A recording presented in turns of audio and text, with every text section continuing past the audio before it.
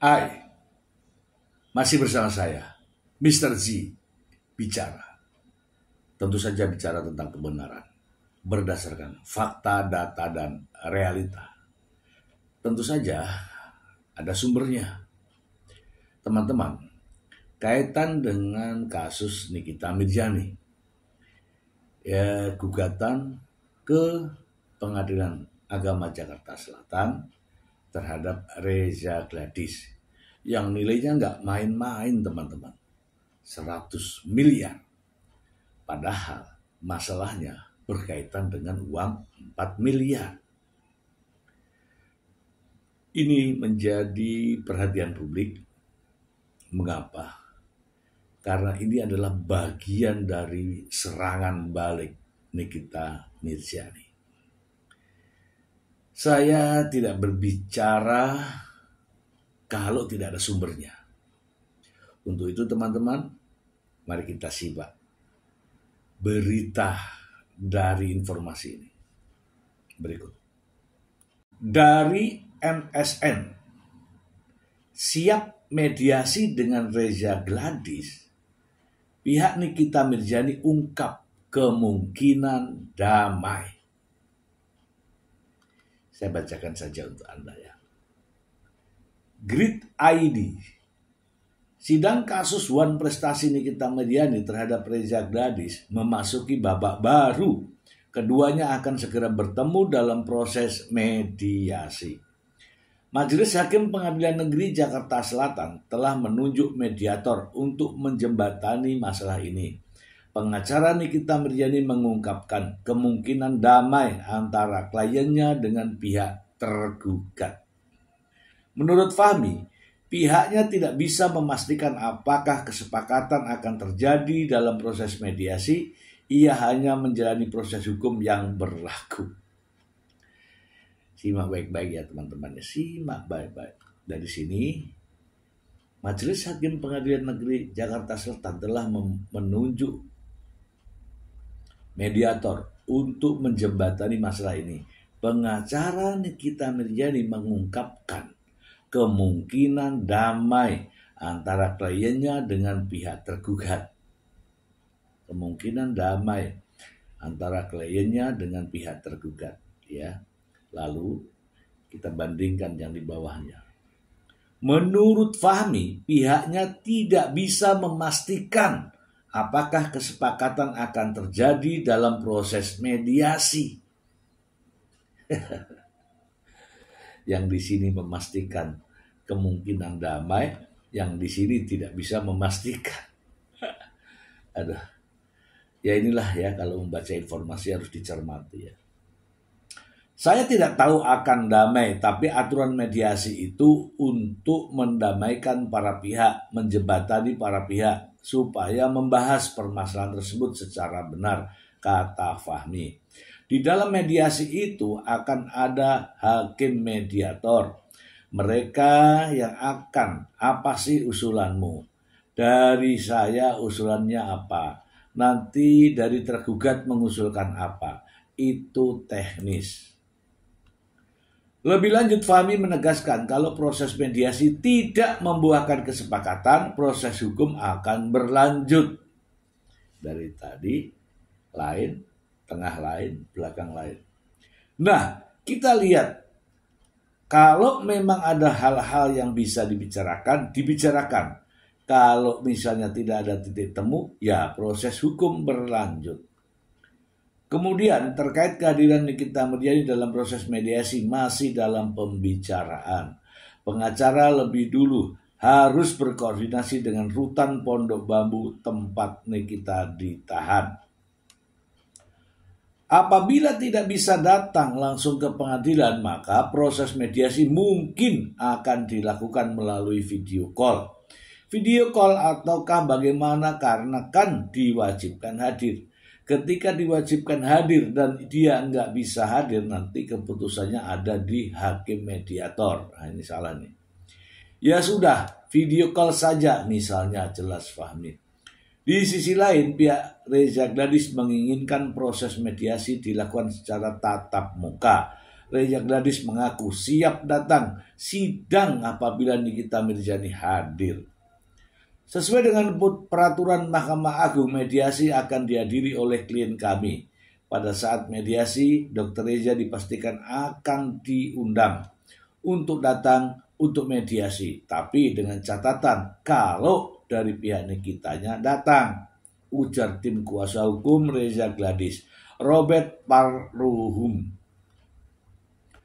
Pertemuan tatap muka ini diharapkan bisa membawa kesepakatan antara kedua belah pihak. Menurut Robert, Reza Gladys akan sulit berdamai bila hanya bertemu dengan pengacara Nikita. Karena dari prinsipal ini kan harus ngomong dengan prinsipal. Kalau Dr. Reza datang, Dr. Mufid datang, tapi ngomongnya dengan kuasa hukum sama Nikita. Ketemunya apa? Nggak bakal ketemu. Kalau ketemu kuasa hukum, saya saja yang siap hadapi. Sebagai informasi, Nikita Mirzani menggugat Reza Gladys pada 16 Mei 2025 atas dugaan wan prestasi. Laporan itu terdaftar dengan nomor perkara 489 PDT dan seterusnya. Selain Reza Gladys, suami Dr. At-Taubah Mufid juga turut menjadi tergugat. Selain itu, Kepala Kepolisian Republik Indonesia, Jaksa Agung, dan PT Bumi Paramawisesa dicantumkan sebagai turut tergugat. Dalam petitumnya, pihak Nikita Mirzani meminta agar majelis hakim menyatakan bahwa perjanjian kerjasama review produk skincare yang dibuat antara dirinya dan Reza sah dan mengikat secara hukum. Perjanjian tersebut mencakup kewajiban Nikita Mirzani memberikan ulasan positif selama 1 tahun dari 19 November 2024 hingga 19 November 2025.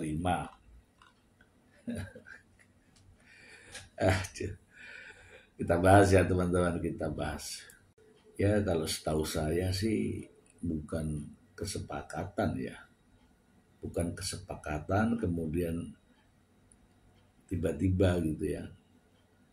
Mbak, review produk saya ya. Ini ya begini-begini ya. Tidak begitu. Yang terjadi adalah mereka tidak saling kenal. Dah, itu aja. Tidak saling kenal, kemudian produk dari Reza Gladys diulik. Nah, gitu ya. Diulas melalui video, melalui tayangan live TikTok. Karena gerah nih, Reza Gladys menghubungi. Setelah menghubungi ternyata dimintain uang dan diiyakan karena ada ancaman kalau enggak ya diulik, kalau enggak salah seperti itu. Ya, bukan tiba-tiba begini, saya dan kamu sepakat yuk mereview ini yang baik. Enggak gitu. Ini fakta loh ya, fakta ya. Ceritanya ini fakta. Tapi kalau teman-teman yang lain, yang fan-fan, yang mungkin lebih jelasnya ya silakan berargumen ya. Karena yang terjadi adalah begitu. Dr. Reza dengan Nikita Mirzani tidak kenal. Kemudian Nikita Mirzani tahu nih Dr. Reza punya skincare. Nah, skincare-nya itu dibeli sama Nikita Mirzani, kemudian diulas di dalam live TikTok. Ya itulah cara Nikita Mirzani. Oke. Nah, datanglah Reza Gladys mencari tahu bagaimana ya caranya berkomunikasi dengan Nikita Mirzani. Jadi bukan kesepakatan baru diulas, bukan. Yang ada adalah diulik dulu baru Dr. Reza datang. Dan akhirnya dimintai uang sebesar itu. Dan akhirnya menyadari bahwa wah gue diperas nih, gitu. Kemungkinan ya, kemungkinan. Itulah yang terjadi. Gitu ya teman-teman, kalau mengenai mediasi, ya dalam setiap gugatan perdata diwajibkan kedua belah pihak untuk dimediasi terlebih dahulu. Masing-masing punya pendapat, masing-masing punya pendirian. Nah, pendirian dan pendapat itu kira-kira sependapat atau tidak. Kalau tidak, prosesnya lanjut, ya lanjut saja. Nah, ternyata yang digugat oleh Nikita Mirzani ternyata bukan hanya Reza Gladys. Ada pihak-pihak yang turut tergugat. Ada termasuk Kapolri, Kejaksaan Agung, kemana-mana deh. Inilah nantinya justru akan menjadi problem tersendiri. Bukan hanya Reza Gladys yang digugat. Kalau Reza Gladys digugat terkait dengan perjanjian, kenapa ada Kapolri, kenapa, dan seterusnya. Oke, selain itu teman-teman ada satu berita ini. Mungkin teman-teman juga ingin mengetahui berita ini. Langsung saja kita ke sumbernya. Dari kapanlagi.com. Kuasa hukum Nikita Mirzani yakin dugaan pemerasan tak akan terbukti. Ada unsur kunci yang masih dirahasiakan. Apa itu? Kita bacakan. Kuasa hukum Nikita Mirzani, Fahmi Bahmid, menegaskan keyakinannya terhadap kekuatan bukti yang dimiliki kliennya. Ia percaya dakwaan pemerasan dari Reza Gladys tidak akan bisa dibuktikan di persidangan. Fahmi menyatakan bahwa fakta yang dikumpulkan timnya sudah cukup menjawab tuduhan tersebut. Ia menekankan hal itu setelah mengunjungi Nikita di rutan Pondok Bambu. Saya yakin berdasarkan fakta-fakta kami temukan, saya yakin apa yang menjadi dugaan adanya tindak pidana pemerasan terhadap Dr. Reza Gladys itu, ucap Fahmi Bahmid. Nah, ini kita baca satu-satu ya teman-teman ya. Insya Allah tidak mungkin bisa dapat dibuktikan di dalam persidangan. Itu adalah keyakinan kami. Ia mengungkapkan bahwa ada satu unsur kunci dalam perkara ini yang belum dapat disampaikan ke publik. Ia menilai unsur tersebut bisa jadi penentu dalam pembelaan Nikita Mirzani. Oke. Saya akan bacakan ya. Kuasa hukum Nikita Mirzani, Fahmi Bahmid, menegaskan keyakinannya terhadap kekuatan bukti yang dimiliki. Ia percaya dakwaan pemerasan dari Reza Gladys tidak bisa dibuktikan di persidangan. Fahmi menyatakan bahwa fakta yang dikumpulkan timnya sudah cukup menjawab. Karena ada beberapa unsur yang tidak perlu saya sampaikan dan itu menjadi kunci dalam permasalahan ini. Insya Allah terbukti. Pemerasan itu ada unsur-unsurnya. Saya nggak perlu ceritakan. Unsur-unsurnya itu penting sekali. Kalau saya jelaskan sekarang nanti nggak asik katanya. Oke ya teman-teman ya, kita bahas yang ini ya. Kita bahas unsur-unsur pemerasannya. Ya teman-teman, jadi tadi barusan ya saya bacakan bahwa pengacara Fahmi Bahmid meyakini bahwa perkara pemerasan ini tidak dapat dibuktikan. Ya, artinya sang pengacara ya inilah membuat Nikita Mirzani menjadi semakin tenang gitu ya. Namun bagaimana dengan pihak kepolisian? Tentu saja pihak kepolisian juga bukan sekedar menangani perkara. Pihak kepolisian atau penyidik pastilah sudah mempertimbangkan hal-hal terkait dengan apa yang disampaikan oleh Fahmi Bahmid. Pihak kepolisian juga memiliki dan berpedoman pada unsur-unsur pidananya. Ya kalau saya tebak dari sini, unsur pidana yang dimaksud adalah unsur pidana pemerasan. Apa saja unsur-unsur pidana pemerasan? Ya saya akan bacakan untuk Anda. Satu diantaranya adalah dengan maksud untuk menguntungkan diri sendiri atau orang lain. Siapa yang untung dengan adanya Nikita Mirzani menerima uang 4 miliar? Dari sini unsurnya, bahwa menguntungkan diri sendiri atau orang lain. Kedua, secara melawan hukum. Apakah terjadi hibah atau sumbangan atau hadiah? Kalau tidak, ya dengan cara apa? Dengan cara mencari kejelekan, mencari kesalahan orang lain. Itu artinya apa? Melawan hukum. 3, memaksa seseorang dengan kekerasan atau ancaman. Nah, apa kira-kira memaksa seseorang? Kalau kamu tidak mau, ya sudah, barangmu tak review. Ancamannya seperti itu. 4, untuk memberikan sesuatu barang atau uang. Nah, ini sudah ditemukan ya. Dari menguntungkan diri sendiri, memaksa mendapatkan uang dengan melawan hukum dan sebagainya. Unsur itu.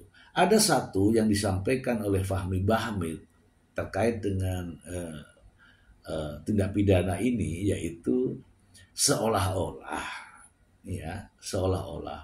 Fahmi Bahmid sebagai sang pengacara seolah-olah berpendapat bahwa apa yang terjadi antara Nikita Mirzani dan Reza Gladys adalah hubungan perdata, yaitu adanya kesepakatan atau perjanjian. Nah, yang dimaksud di sini adalah kesepakatan tidak tertulis atau perjanjian lisan. Lalu, apakah sah perjanjian atau kesepakatan secara lisan itu? Ya, menurut hukum perdata itu sah. Namun harus disadari bahwa harus datang masing-masing bertemu, kemudian hak dan tanggung jawabnya seperti apa. Kamu begini ya, nanti hadiahnya ini. Oke, sepakat, oke. Tapi beda dengan fakta yang sebenarnya ini. Bukan karena kesepakatan, tetapi karena adanya tekanan. Apa tekanannya? Ya kalau kamu nggak mau ngasih duit ke saya misalnya, ya udah gue review ini. Mungkin seperti itu.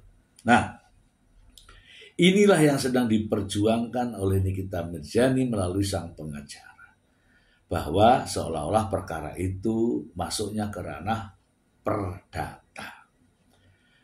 Dan polisi sudah membuat analisa-analisa hukum tentunya, dan mempertimbangkan pasal-pasal apa saja yang dapat dibuktikan dalam proses pembuktian di persidangan nantinya.